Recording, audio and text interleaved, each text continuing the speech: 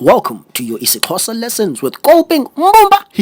Hey, what's up everybody? Kolping Mbumba here. Welcome back to your IsiXhosa lesson. Today's word is Ubatywa. Now, all jokes aside, Bafethu, Ubatywa is a sexual yearning, desire, or a passionate sudden lust that most South African men need to get under control. Ngalomzuzu.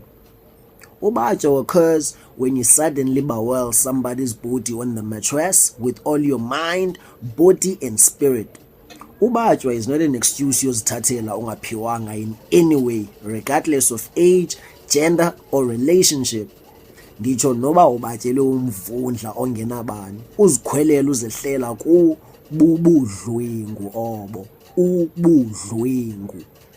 Imbatyo yamadoda elilizwe that is reckless and destructive is one of the main leading causes of rape, child molestation, and the excessive women abuse that takes place in this country every day.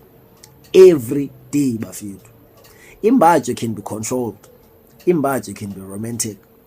Imbatyo can be amazing and mouth-watering when acted upon with consent, sensitivity, and respect for the person omatyelweyo. We have to stop ubatywa senze nje. Masibatywe sizicingisise izenzo zembatyo yethu Bafethu.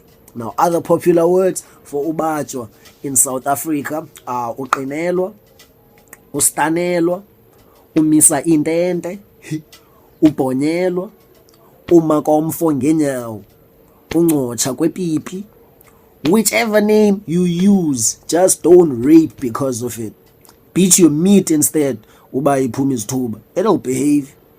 Let's stop raping and killing our women, gents. That's your IsiXhosa lesson for today. Peace out.